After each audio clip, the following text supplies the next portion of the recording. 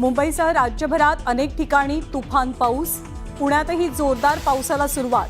बऱ्याच ठिकाणी रस्त्यांवरती पाणी साचलं तर अवकाळी पावसाचा कोकण रेल्वेलाही फटका.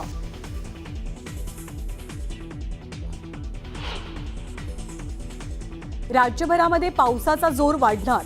उद्यापासून शनिवारपर्यंत मुसळधार ते अतिमुसळधार पावसाचा हवामान खात्याचा इशारा. पुण्यामध्ये वादळी वारे आणि मुसळधार पावसानं 3 ठिकाणी होर्डिंग कोसळलं. सणसवाडी, फुरसुंगी, धानोरी भागात होर्डिंग कोसळून दुर्घटना. काही वाहनांचं नुकसान. सुदैवानं जीवितहानी नाही.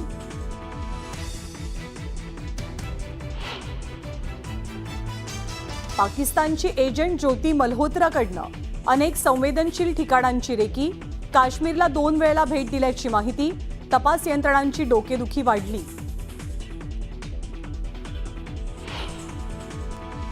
ज्योतीची डायरी तपास यंत्रणांच्या हाती. डायरीमध्ये सविता नावाच्या महिलेचा उल्लेख. डायरीत काही कोडवर्ड्स असल्याचा संशय. ज्योतीच्या डायरीतनं आणखी नवनवीन खुलासे होण्याची शक्यता.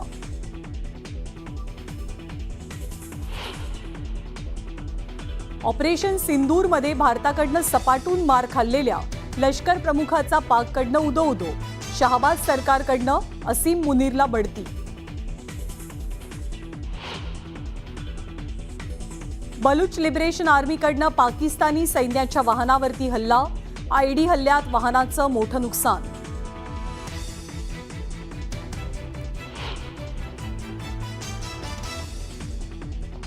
सरन्यायाधीश कायमस्वरूपी राज्याचे अतिथी घोषित. दौऱ्यावेळी वरिष्ठ अधिकाऱ्यांची हजेरी बंधनकारक. सरन्यायाधीशांच्या दौऱ्यासंदर्भात प्रोटोकॉल जारी.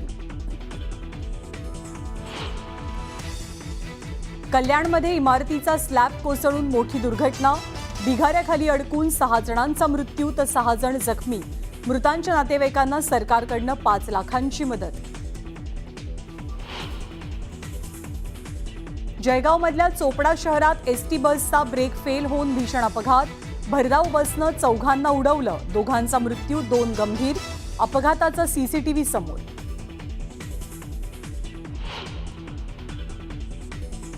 मिझोरम राज्यानं रचला इतिहास. भारतातील पहिलं पूर्ण साक्षर राज्य म्हणून मिझोरमची घोषणा.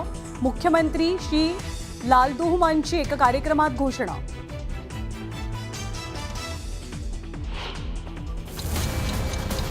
पाकिस्तानचा आणखी एक चेहरा सुद्धा जगासमोर आलाय आणि हा चेहरा आहे हेरगिरीचा. पाकिस्तानी दूतावासातील अधिकारी एहसान उर रहीम उर्फ दानिश हाच भारतातल्या घरभेद्यांचा मास्टर माइंड होता हे आता समोर आलंय. भारतीय तपास यंत्रणांनी अटक केलेल्या गद्दारांची दानिश सोबत जी लिंक होती ती लिंक आता उजेडात येते.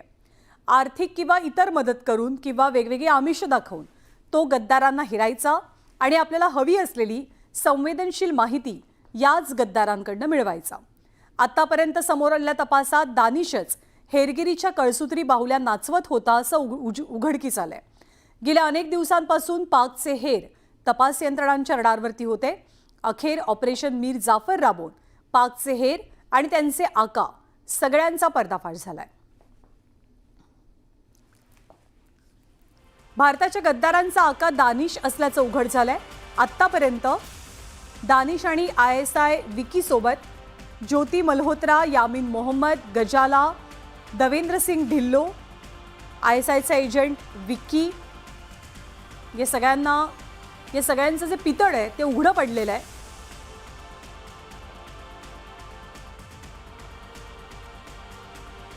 आणि यानंतर आपण बघूया की दानिश आणि ज्योती मल्होत्रा यांचं नेमकं काय कनेक्शन आहे. ज्योती मल्होत्राला दानिशनं आपल्या जाळ्यात ओढलं आणि देशातल्या विदेशातल्या दौऱ्यासाठी तो ज्योतीला फंडिंग करायचा. त्यानं ज्योतीला हेरगिरीचं सुद्धा ट्रेनिंग दिलं होतं. तर दानिशचा आणि यामीन मोहम्मदचा नेमका काय संबंध, कसं कनेक्शन. दानिशनंच यामीनला हेरलं आणि विजासाठी घेतलेले लाचेचे पैसे हे यामीनकडे हेरगिरीसाठी दिले गेले आणि यामीनकडनं एजंट्सला पैसे पुरवले जायचे.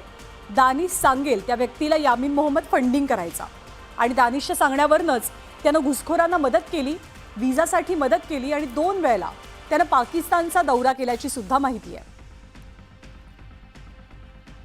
तर दानिशच्या संपर्कात असलेला आणखी एक व्यक्ती म्हणजे यामीन. यामीननं गजाला खातूला वेळोवेळी मदत केलेली होती. दानिशच्या सांगण्यावरनं तो गजालाला वेळोवेळी पैसे पाठवायचा, पैसे ट्रान्सफर करायचा.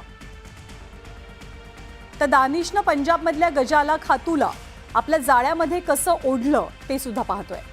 पाकिस्तानच्या व्हिसानिमित्त गजालासोबत त्याची ओळख झाली आणि मग पाकिस्तानातल्या नातेवाईकांकडे जाण्यासाठी गजालाला व्हिसाची गरज होती.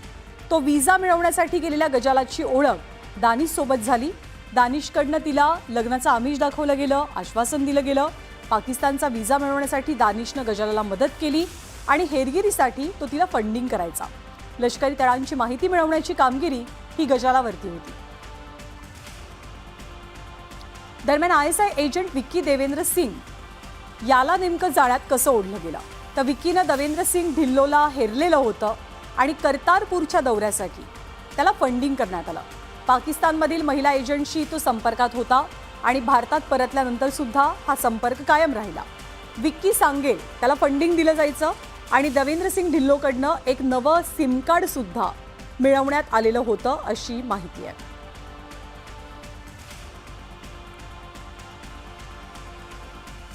तर यूट्यूबर ज्योती मल्होत्राच्या पाकिस्तान कनेक्शनचा आणखी एक पुरावा आता समोर आलाय.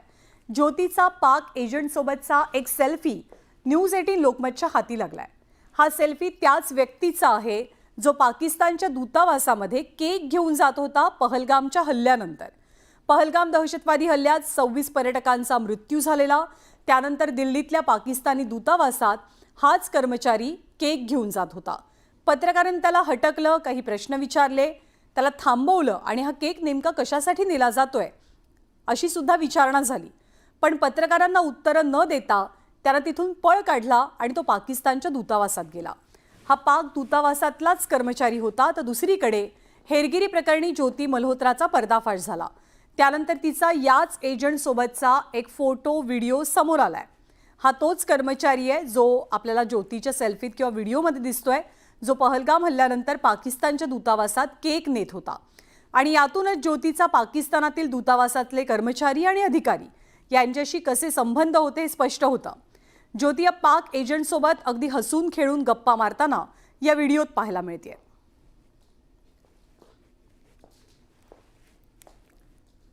तर ज्योती मल्होत्रा, देवेंद्र ढिल्लो, नोमान इलाही, अरमान हे केवळ 4च लोक नाहीत, तर देशाशी गद्दारी करणाऱ्या एकूण 12 जणांना सुरक्षा दलानं आता बेड्या ठोकल्या. या सगळ्यांचा पर्दाफाश करण्यासाठी सुरक्षा दलानं ऑपरेशन मीर जाफर राबवलं.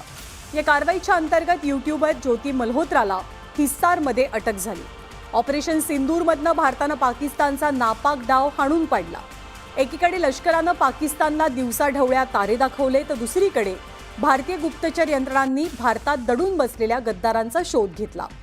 पैशांसाठी भारताशी गद्दारी करणाऱ्यांना शोधून काढण्यासाठी ऑपरेशन मीर जाफर सुरू झालं. भारत पाकिस्तान लष्करी संघर्षादरम्यान या गद्दारांनी पाकिस्तानला गुप्त माहिती पुरवली होती.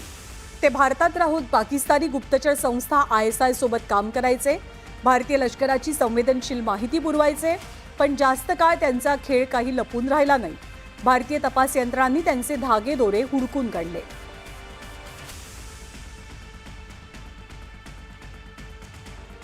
ती पाकिस्तान करता वेगवेगळी कामं करत होती. तर आता तिने काय कामं केली हे ऑपरेशन मीर जाफरमध्ये पुढे आलेलं आहे आणि पुष्कळशी माहिती दिली. तिच्या लॅपटॉपमध्ये होती, तिच्या डायरीमध्ये होती वगैरे वगैरे. परंतु मला वाटतं अशा प्रकारचे जे हेरांचं जाळं आहे हे आपण उघडून पाडलं पाहिजे, कारण तिच्याशिवाय अनेक जण होते. आणि असं म्हटलं जातं हे जे वेगवेगळे भारतीय जे जाळ्यामध्ये अडकतात पाकिस्तानच्या, हे 3 Wsमुळे अडकतात: विमेन, वाईन आणि वेल्थ. तर या सगळ्यांना शोधलं पाहिजे इंटेलिजन्स ब्युरोच्या मदतीने, रॉच्या मदतीने, आणि त्यांना पकडून शिक्षा द्यायला पाहिजे.